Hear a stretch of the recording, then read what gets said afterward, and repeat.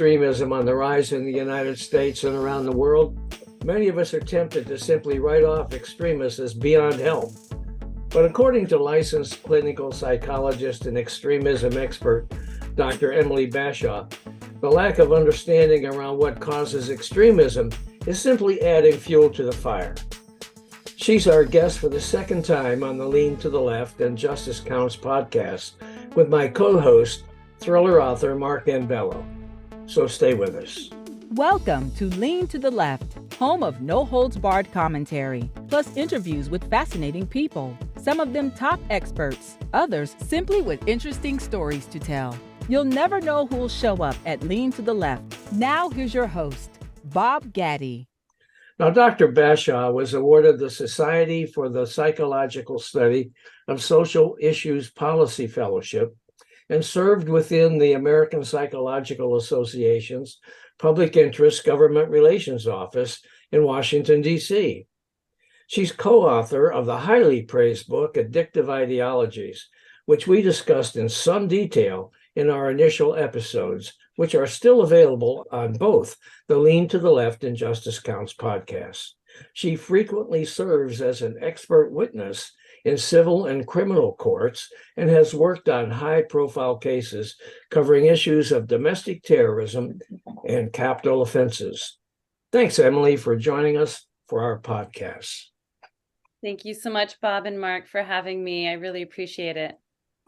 Hey, Mark, would you like to kick this off, my friend? Sure. Emily, as Bob indicated, thanks for being here. We appreciate it, especially now. Israel's at war in the Gaza Strip. Students are protesting all over the country.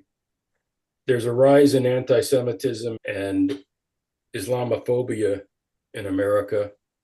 And I'm wondering if you consider these anti-Semitism and Islamophobia as addictive ideologies. Yeah, that's a really great question. Just to back up a little bit and inform your listeners where I'm coming from and the position I'm in. So in our book, Paul and I examine genocides, terrorism, and extremism worldwide. We saw issues rising nationally with growing extremism. And I was even seeing essence and elements of that exposed in the work that I do in the forensic setting. People who identify with incel ideology or extreme on the alt-right or more extreme on the woke left and willing to commit violent acts for the sake of their ideologies. Now, these are really radical people on both ends, knowing that there's really a diverse range of people who maybe fall on the spectrum. I want to be cautious not to say, okay, all people are like this.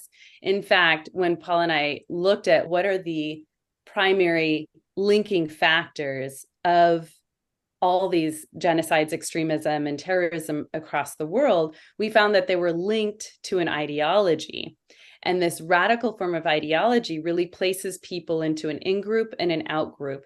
And people who view themselves as a victim were more willing to justify and oppress those that they saw as the oppressor. The danger in the psychology of that process is you begin to dehumanize the outgroup member or the outsider, and you also label them and see them all as homogenous. So all Muslims are the same, all Jews are the same, whoever you place in that outgroup, all, you want to say like liberals and Democrats are the same, all Republicans and alt-right and MAGA members are the same, and you just lump them into that category. The danger of that is there is this addictive process that is part of it. So people who join those groups tend to surround themselves with people who are more like-minded. They're also searching online for information that is more confirming these beliefs. And even if they're confronted with facts, to discount some of their beliefs or help to bring them more towards the middle and to be less biased, they're more willing to discount it.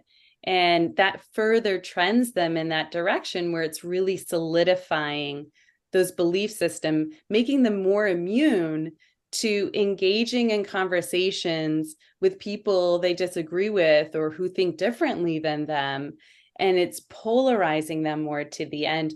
And what we're seeing is people are willing to commit acts of violence as a result of it.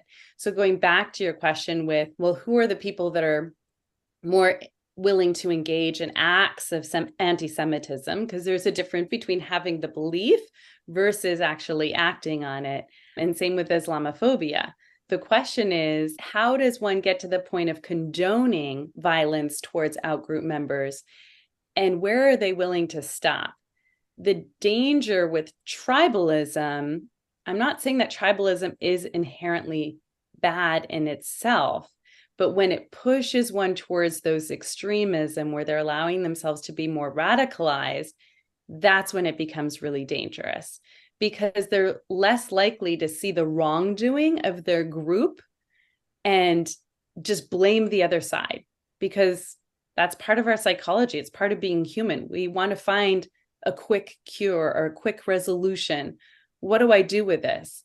This is wrong. Beheading of babies is wrong. Who do I blame? Let me just point the finger. Okay. What can America, do you believe, to combat anti-Semitism in this country? There's a lot of information that is being shared on social media and TikTok and Facebook and X, and even in the nightly news, there's a lot of distorted information. My concern is that people are listening and looking for things that are just going to confirm their bias, and they're less likely to engage in conversations or be open and understanding about, how am I contributing to hate in this world? What am I doing to propel and perpetuate violence, and not engage in difficult dialogue because that makes me feel safe? Mhm. I think a lot of this is really anxiety driven, and people have reasons to be quite angry. The risk is the group of people who really see themselves as victims. That's a dangerous group. That's the group that needs really the intervention. And if there are people that you can find that are more in the middle or moderate range, even if they're blaming the other side, but they're still allowing themselves to be open and educated and have difficult discourse with people who think differently, then we can find some common ground and be able to have rational conversations. But when you're engaging in arguments or discourse where people just want to prove their point, prove that they're right, absolve themselves of any wrongdoing, absolve their group of any wrongdoing, and just overpower you, you're not able to have a sensible, rational conversation. And even on the other side, if people are just canceling you or rejecting you or not even pushing you outside or canceling you on your social media or not willing to engage in conversations, that is also problematic. How are we going to grow? How are we going to challenge ourselves to be able to see, maybe I was wrong in the way that I was viewing this group? How can I further dissect the subgroups within this group, so I'm not just seeing them all as homogenous? And how am I perpetuating hate? And how is that driven by fear and misunderstanding and xenophobia? Okay. Spoken like a true psychologist. I want to push back a little bit. When I was a kid, we moved from an all Jewish neighborhood to a Christian neighborhood. And a kid walked up to me and asked me what church I went to. And I responded, I don't go to church, I go to synagogue. He punched me in the mouth and knocked me to the ground. There couldn't have been a more innocent question or an innocent person asking the question than me. And when you've been punched in the mouth with it, you know what an anti-Semite looks like. I agree with you that we can tone down the rhetoric and talk to each. We should tone down the rhetoric and talk to each other. But a person can know an anti-Semite when he sees one, right? Or when he encounters one. Yes. Yeah, I appreciate you bringing that point up. I think that there's degrees that people fall on the spectrum and dimensions. I had a difficult situation recently where an extended family member I felt was having anti-Semitic views. And it was really concerning because this is a person I love, I care about. I definitely don't want to cancel them out of my life. We've traveled the world together. They love my child and I love them. But I started to see, as they were trying to make sense of what was happening in Gaza, that they were blaming the Jewish population. And it became evident to me that they were sympathizing for Palestinians, but then encapsulating Hamas as a group that represents Palestinians. And this is problematic. This is what I'm saying. You have to learn to disentangle separate subgroups rather than seeing them all as homogenous. Okay. And so I can say, yes, it's possible to have compassion for an innocent Palestinian child who is terrorized and their family and their world is being uprooted and terrorized by what is happening, and who is to blame. When you try and find a simple solution, and this is what was happening with a family member, they were obtaining their information from TikTok, which we know is created by China, which we know has an agenda that is really anti-Semitic driven. And so, of course, they're going to be censoring their content. And so I chose to confront in a really loving, caring, respectful way my family member. And there are ways to do this, and I'm happy to talk through this. It was challenging for me. I had to really think about, what is my priority?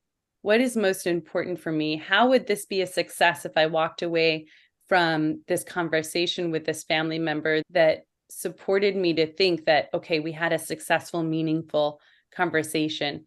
The most important thing to me was preserving our family relationship, because I'm placing value in family. And I also wanted to know if that person is becoming anti-Semitic, because that's important to me. That's going to inform my trust or distrust of this person. And so I had a very honest conversation. I set it up.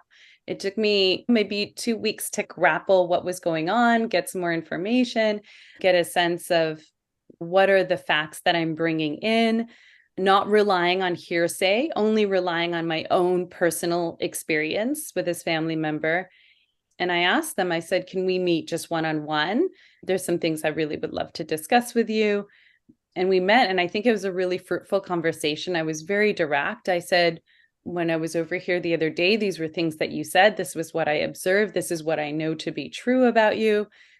Are you anti-Semitic? Are you becoming anti-Semitic? Do you hold anti-Semitic views? I said, based on what I'm here to obtain and hopefully reach today, I'm not trying to challenge your views, but I'm hoping that we can have conversations about it so I can at least explain and share and inform and educate. But you also have the right to think differently. And my agenda is not to make you think like I think. I'm hoping that we can have enough trust and respect and love in our relationship, and we're making that the priority so that we can have these difficult conversations and you can ask me questions and not feel like you're going to be rejected or humiliated, but that I can have a chance to explain my side, to give you and educate you and provide you with information. And I expressed my concerns of that family member deriving majority of their media content and news content from TikTok.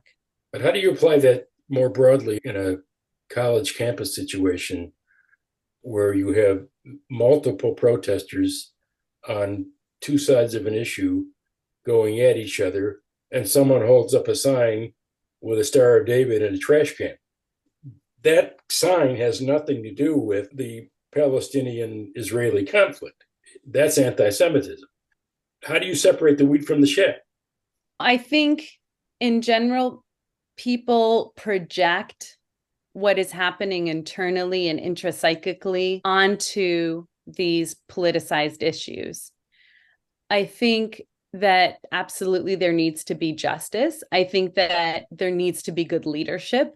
I believe that universities need to be stronger and more courageous in taking a stance and modeling for their student body what is permissible, what is not permissible, what does intellectual discourse look like, and being able to say what they're not willing to accept on their campuses and why. I think there's a lot of growth to be had in leadership right now, too, and that concerns me, but also universities and student bodies. Sure, I think that if you look at the students individually, that they should be held accountable and they have to take responsibility. But who's going to test them? Who's going to promote that justice in the university campuses if the leadership in the universities aren't willing to do anything about it or take a stand? And so they are also blameworthy in this.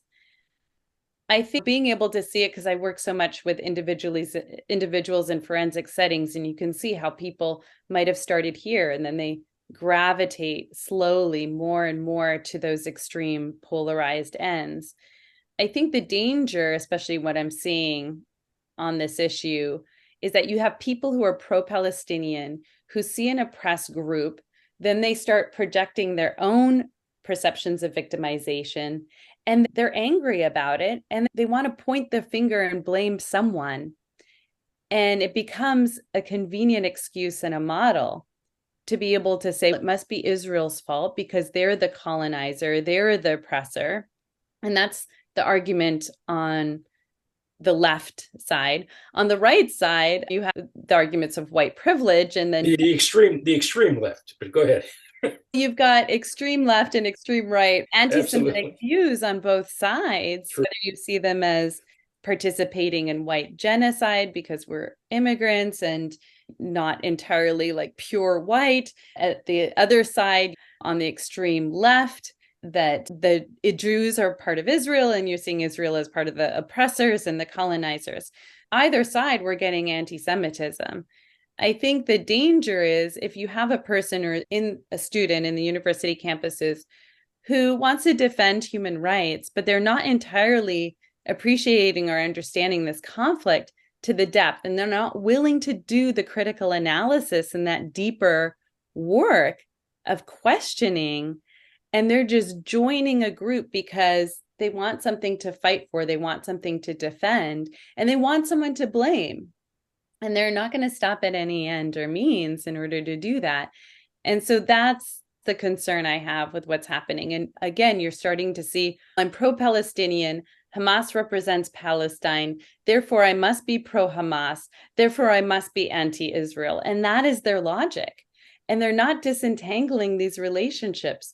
I'm saying it is okay to have sympathy and empathy for the innocent Palestinian child who has nothing to do with this conflict, and yet Hamas is exploiting them as a military terrorist organization, pseudo-political, but they've got their own agenda in this, and they're just exploiting Palestinians for their own political agitation. And that is what is driving these massacres and the attacks that occurred in Israel on October 7th. They are political agitators. That is the motive of a terrorist. And it is happening on a broad scale. The concern is when the public is consuming misinformation and propaganda, they're now allowing themselves to be deceived and relinquishing their agency. Paul and I write about this in our book. We talk about it on our podcast, The Optimistic American.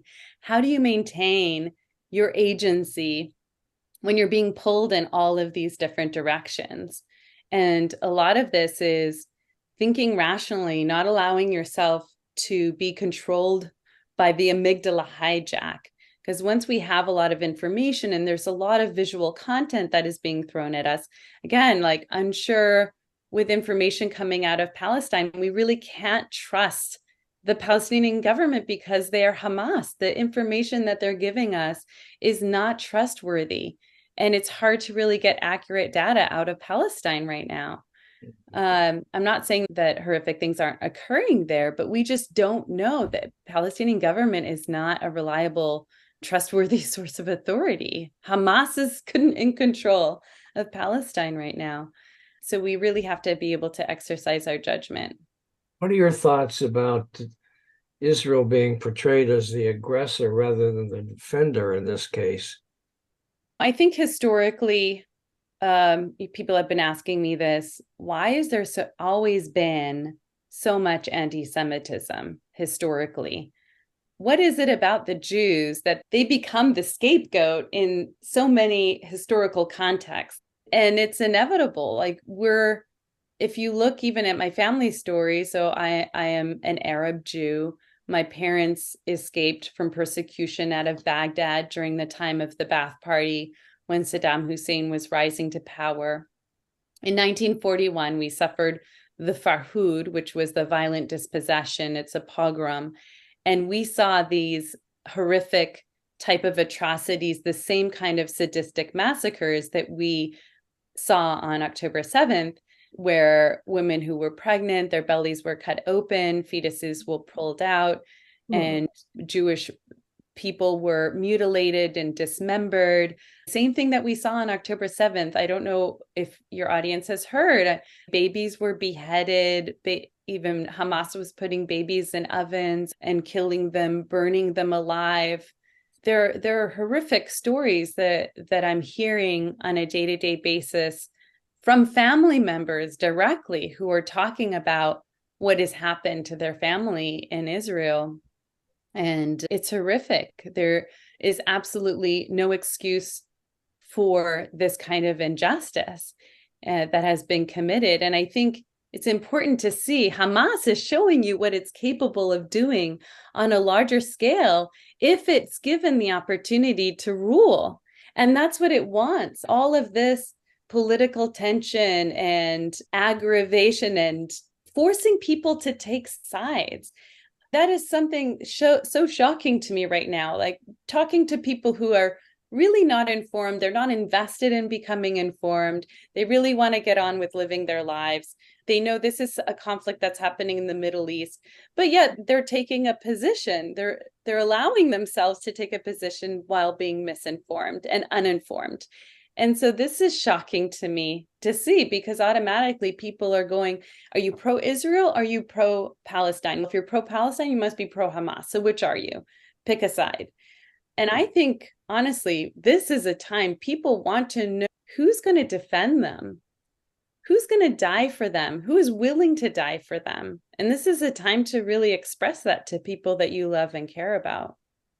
I feel like I didn't answer your question exactly. Sorry, I went off on a tangent because I'm very passionate about this topic, obviously. But do you mind repeating your question? I feel like that wasn't really fair of me.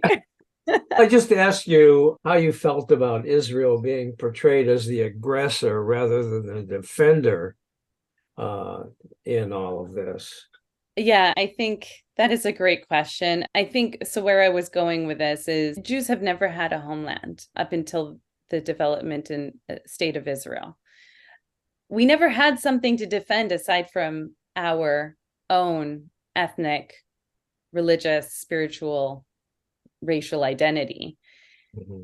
And so we learned to uproot ourselves in order to survive, because it wasn't worth staying to defend until the state of Israel was created.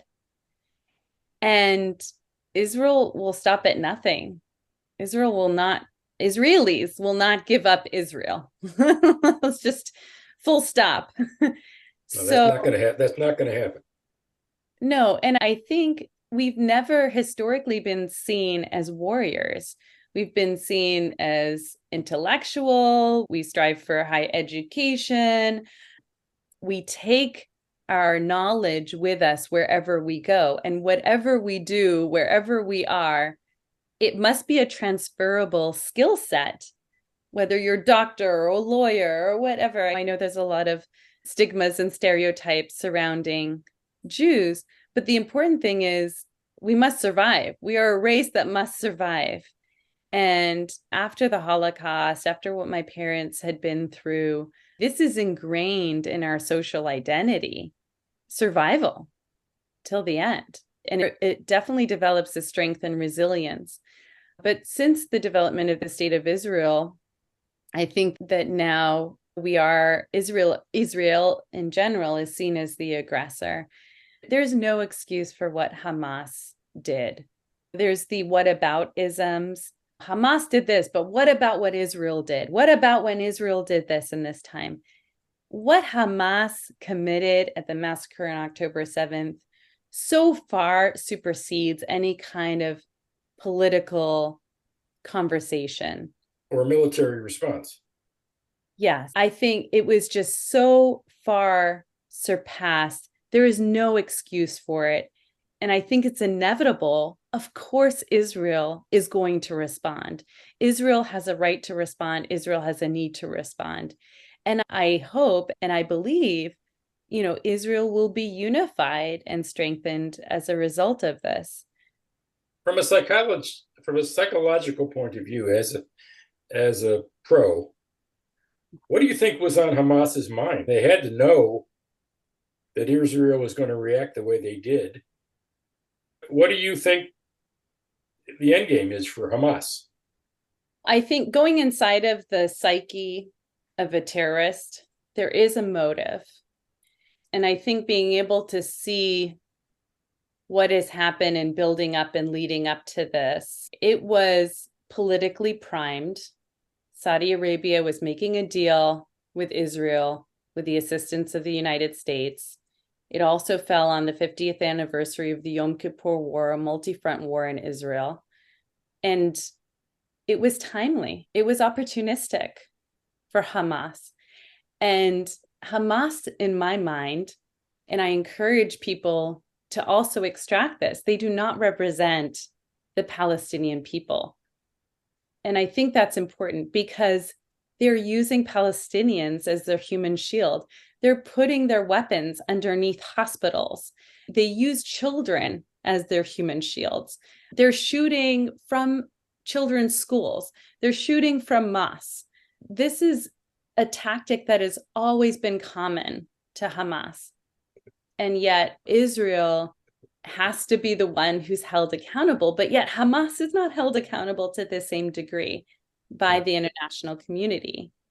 And I think there is a place for fairness and there's a place for justice and accountability and agency. And I think it was timely for Hamas. And again, they're using Palestinians for their own political propaganda.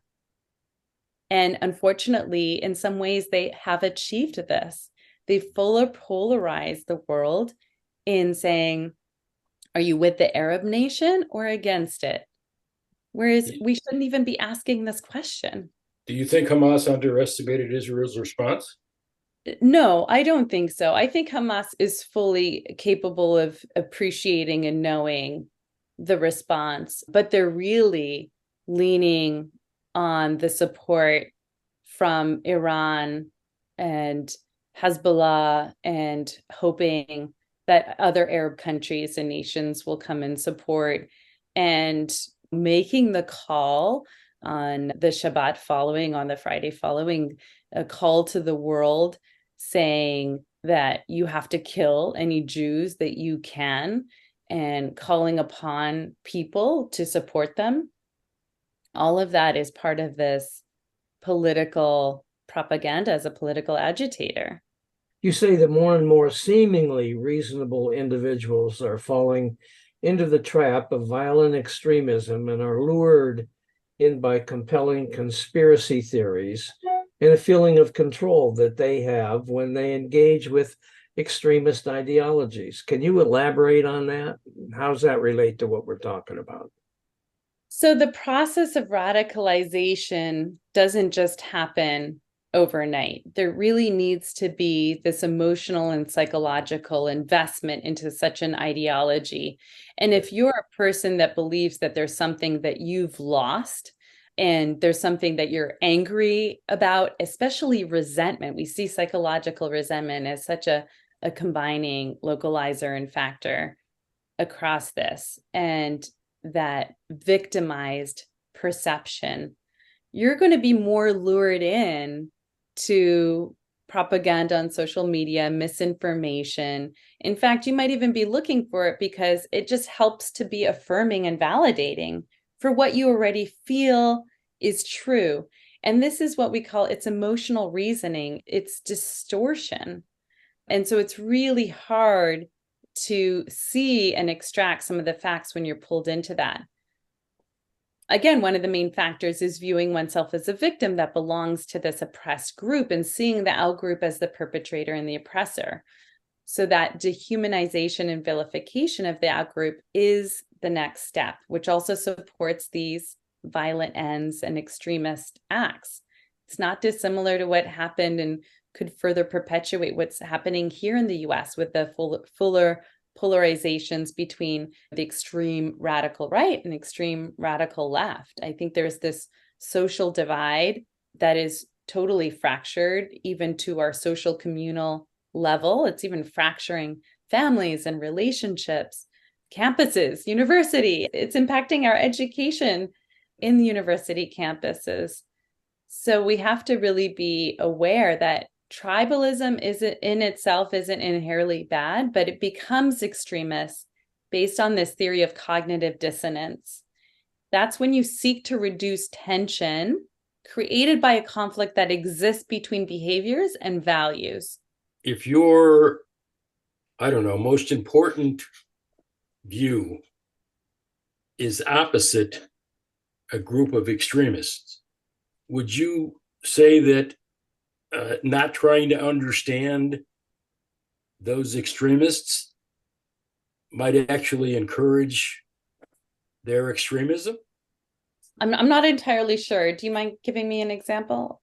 You have to understand the other side of any argument, correct? Yes. If you fail to understand the other side and you simply become an extremist for the opposite point of view. Yes. Does failing to understand their point of view encourage more extremism?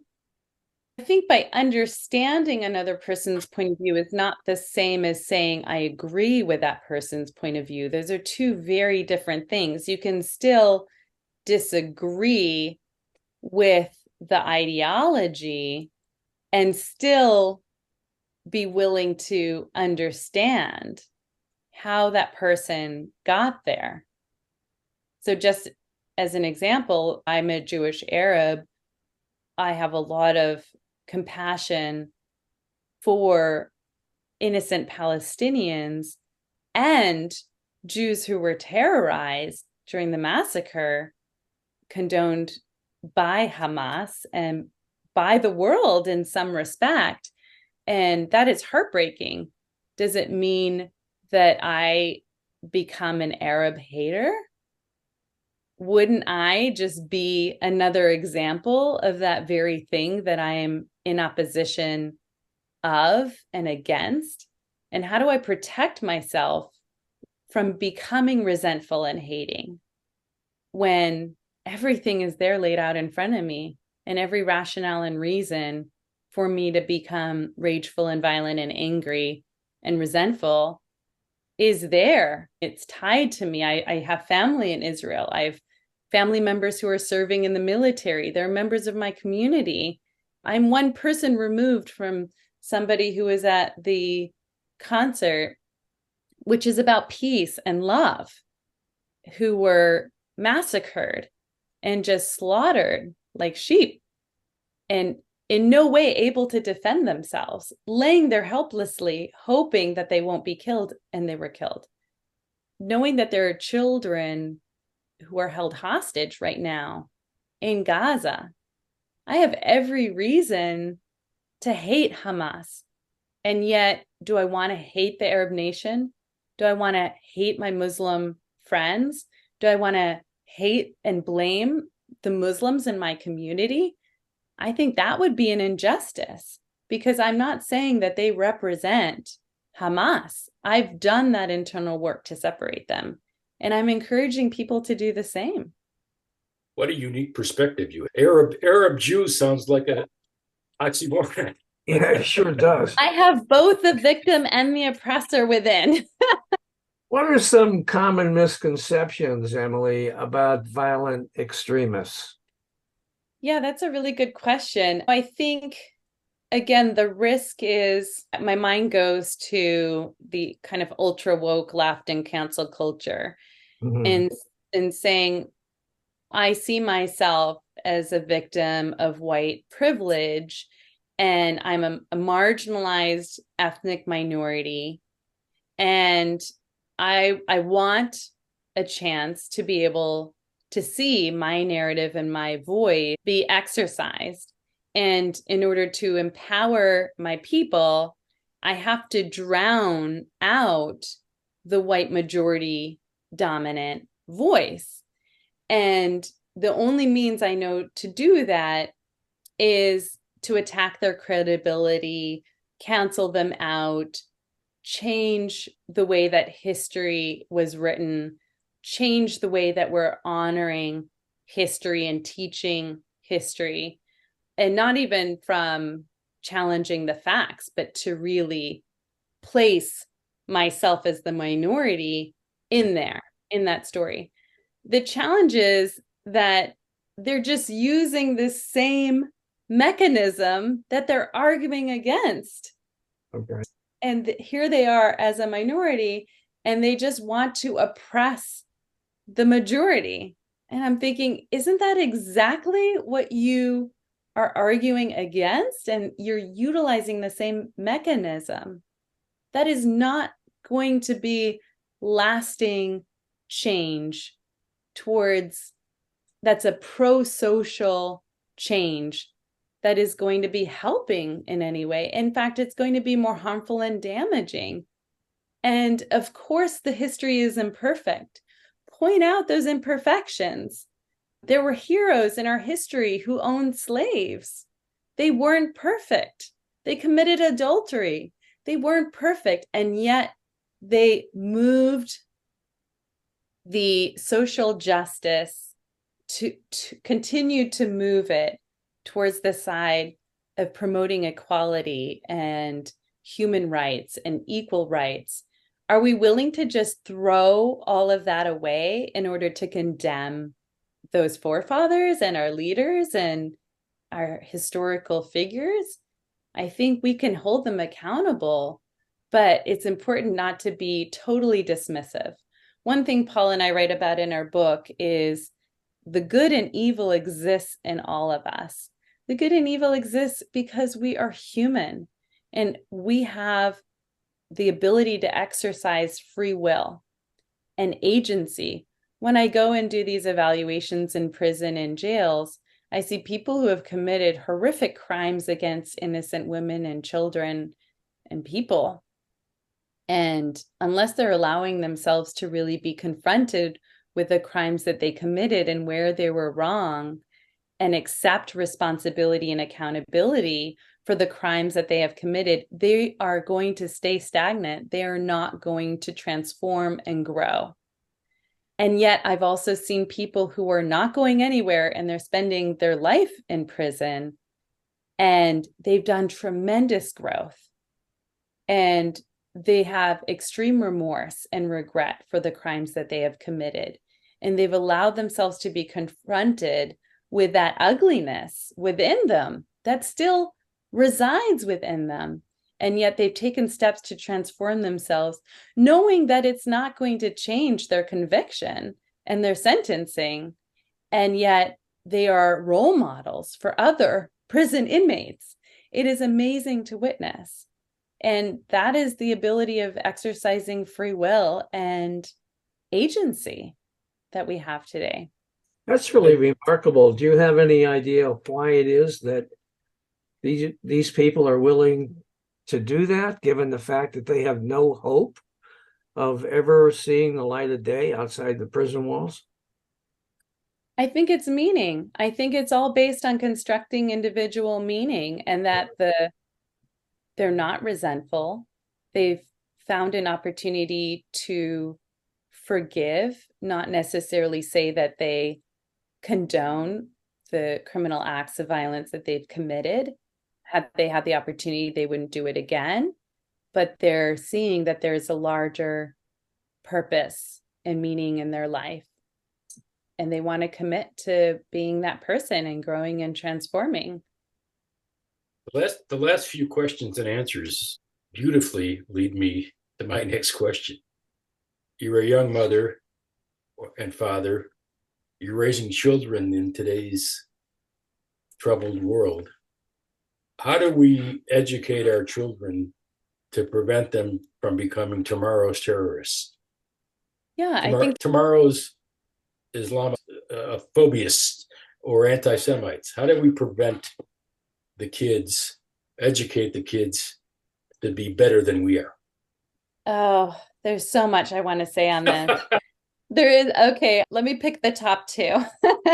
And I think, yeah, this is something I struggle with on a day-to-day. This is important. And I think the story and the narrative and what I choose to teach our daughter, who's about to turn 3 years old, is know your history, know what your ancestors have sacrificed in order for you to be here, be stronger as a result of it, be courageous, be brave. It's okay to experience fear, but don't let fear cripple you or turn you to be helpless, or take the cowardly position in just blaming the other side. Take responsibility, be accountable for your own decisions, and don't allow fear and anxiety to rob you of seeing what is the right and the just thing to do, because that will oftentimes be harder than just following the narrative of the group and the larger group or the context that you're in. Don't allow yourself to be deceived. And I think we practice and teach that as early as 2 years old. It's this notion of anti-fragility. Jonathan Haidt does a really great example in his book, The Coddling of the American Mind, in showing and demonstrating and teaching this, that we have to be stronger as individuals and develop those struggle muscles within ourselves in order to have the difficult conversations, in order to confront the bully who's bullying you, in order to stand up for yourself. And I'm not saying that we should, permit our children to be physically harmed, but equip them to be emotionally resilient. And we're not, when I'm talking about resilience, that is through the doing. It is through the actions. People come to me all the time in my clinic and they say, oh, I'm suffering from low self-esteem. How do I get better self-esteem? And I said, we need to devise behavioral experiments. What are you most afraid of? And they'll talk about it. And I'll say, we need to start putting you in those situations where you're going to be doing the difficult things, because you need to prove to yourself that you're capable of it. And trying to just engage in this internal banter isn't going to be enough. You have to engage. You have to start doing things that challenges you in order to prove to yourself that you can be, that you are stronger. I love a quote. I have it in my office today. And I said, courage sometimes isn't that large lion's roar. Sometimes it's that little whisper inside of us that says, I'll try again tomorrow. So knowing defeat is part of courage. We keep having all these mass shootings that are largely caused, or at least in part caused, by hate, by people feeling as though the world is out to get them, somehow they've been wronged. Why is treating ideological extremism as important as an addiction important for stopping this sort of violence? Yeah, I work with all kinds of addictions, and the way that it works on the brain is we have these dopamine receptors. And when you get this rush of adrenaline and dopamine, it feels good. You're having this high and it's addictive. You want to chase it. And it's the same mechanisms of action neurologically that are happening in the brain when you're having an argument with somebody and you're getting that feeling like, oh, I've got the last say. Oh, I was able to prove myself as right. Oh, I was able to dominate them and they cowered to my position. And it's actually harder to do the work to be able to say, you're right on this point, but let me challenge you on this point. That is actually harder work. And so when you're in that mode and having that rush and that adrenaline and dopamine rush, it's addictive. It has addictive properties. We want to feel that again because it makes us feel stronger and superior and righteous, self-righteous. And oftentimes that is driven by a fragile ego because we don't have the ego strength inside of us to be able to tolerate that challenge in which we're having to maybe say, I was wrong when I said this, I was wrong when I did that. Let me humble myself to this experience. Let me open myself to really grow here and hear you out, even if I disagree with you. That is harder work. And it requires that ego strength to be able to do that. So when we're leaning towards those simple solutions and wanting just to have someone to blame, to prove that we're right, all of that is part of this illusory self-protective bubble. And it becomes habit forming when anyone challenges it. And again, it's this addiction because we're doing things that hurt us and we continue to do it despite the harm that it creates in the fractures of our relationships and damaging the relationships with people we love, and also self-destructive in its own end. And that's the definition of an addiction. But the opposite is true also, is it not, Emily? I'm a Jewish husband. I'm always wrong. Always. You know this. You know this. To that, Mark. Well, let me speak to this. I might have a bit of a nuanced perspective on this. So I'm all for women's rights. Before you answer, I got a quick joke. Okay. Kid comes home to his mother all excited, and he says, "Mom, I got a part in the school play." And she says, "What part did you get?" And he says, "I'm the Jewish husband." She says, "You go back and tell that teacher you want a speaking part." Showing you who's in charge at all times. Oh, I think negotiation of power in a marriage is, it can be really challenging, but I think there has to be a give and take. I honestly don't want totalitarian power in my marriage. I probably wouldn't respect my husband if I did. And at the same time, I value Paul's perspective. I value Paul's relationships and his where he comes from. Yes, he's very wise. And yes, we have disagreements. And we talk through how we want to raise our daughter, what principles are important to us. And we often talk about, if I died, this is what is important for me, for her to continue to learn and gain from. This is the legacy that I want to leave her. And if we both were to die, this is what we want people who are going to be her caregivers to know are important to us. And so we remind each other of that. I don't want to do this work alone. And I think that, while I'm absolutely for women's rights, I don't want to dominate men.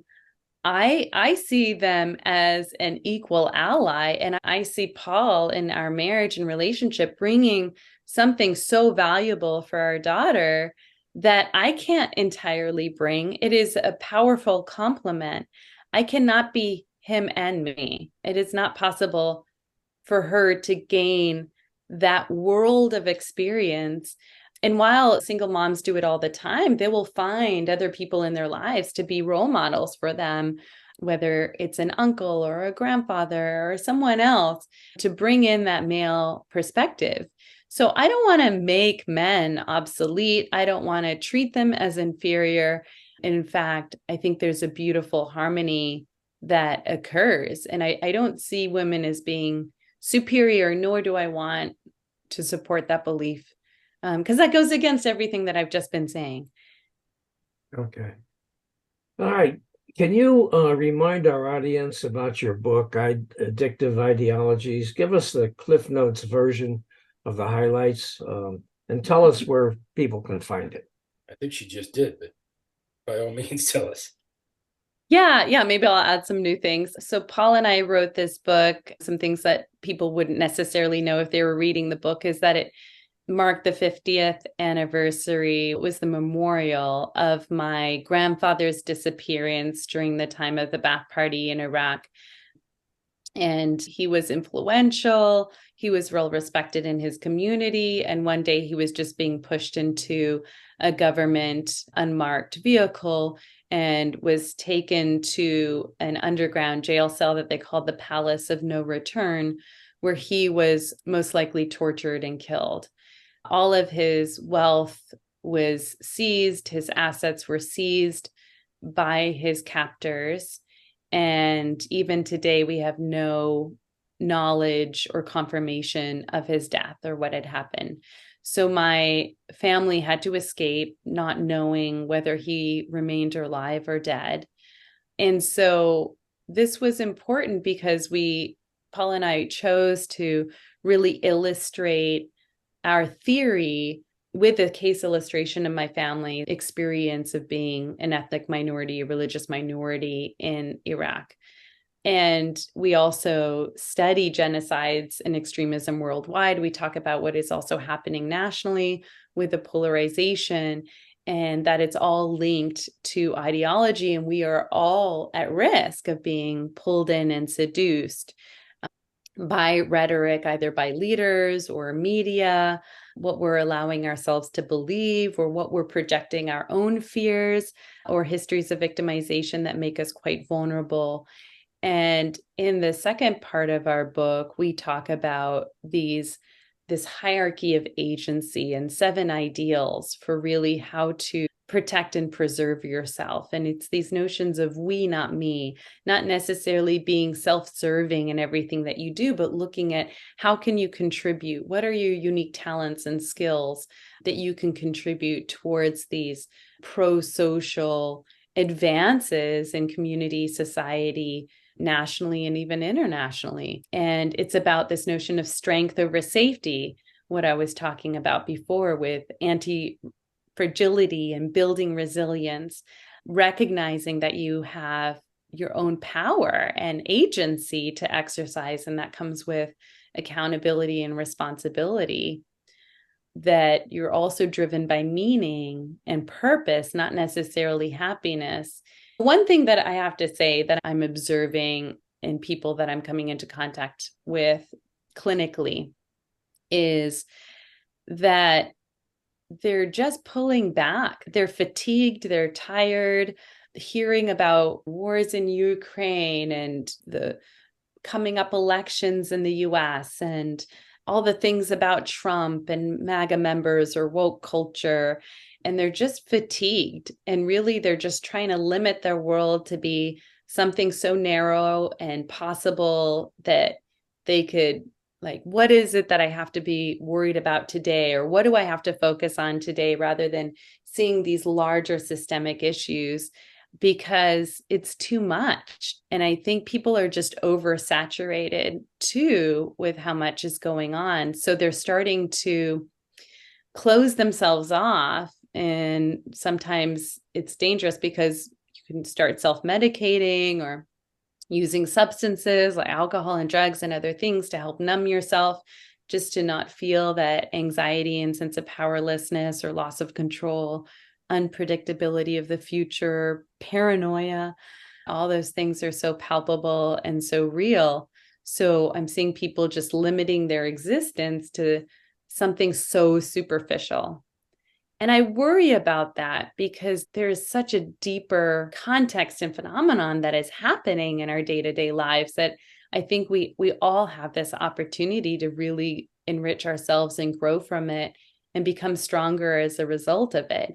And so if people are just becoming so disengaged and maybe trapped in the grief or learning to suppress the grief, it's just short-term solutions. It's not really anything long-term. They're not actually working through and processing what is going on for them. And I think anyone that's even looked at content of things that have been going on in the Middle East, like videos or footage or photographs, that we can be struck by this sense of collective grief together and this sense of helplessness and powerlessness. So how do we correct it? And I think in our book, we really give this prescription of saying, you have to be exercising free will and be able to really look at your own dirty laundry, look at your own internal sets of structure, and what are you choosing to condone? And how is that just promoting violence or hate or resentment or revenge, and further perpetuating violence or allowing yourself to be radicalized as well? Okay, so the name of the book is Addictive Ideologies. It's by Dr. Emily Bashah and Paul Johnson. And people can find it where? They can find it if you do a Google search. Certainly you can buy it on Amazon, which would probably be the easiest. You can get it in hard copy, or Paul and I also narrate it in an audio book form. And then we have separate podcasts on the Optimistic American, where we branch out and take out different pieces from the book and teachings that we extract out from it. But yeah, you can find it online very easily. Okay, that's great. All right, we thank you so much for being with us, Emily. It's been a pleasure talking to you again. Ditto. Thank you so much. I really appreciate it. Hey guys, I hope you enjoyed this Lean to the Left video and that you learned something as well. Please come back on a regular basis and check out our interviews with guests on topics that I hope you find interesting, entertaining, and enlightening. And you can check out the schedule of upcoming shows, guests, and topics at podcast.leantotheleft.net. You can also subscribe to our audio version there or to our video shows here at YouTube. And follow us on social media. Facebook at the Lean to the Left Podcast, Twitter at Lean to the Left 1, Instagram at BobGaddy_Lean to the Left, and TikTok at Lean to the Left. Our goal is to be informative and entertaining as we and our guests comment on the latest developments in the news and about the social issues that concern us all. This is Bob Gaddy signing off for Lean to the Left. Thanks for sharing your time with us.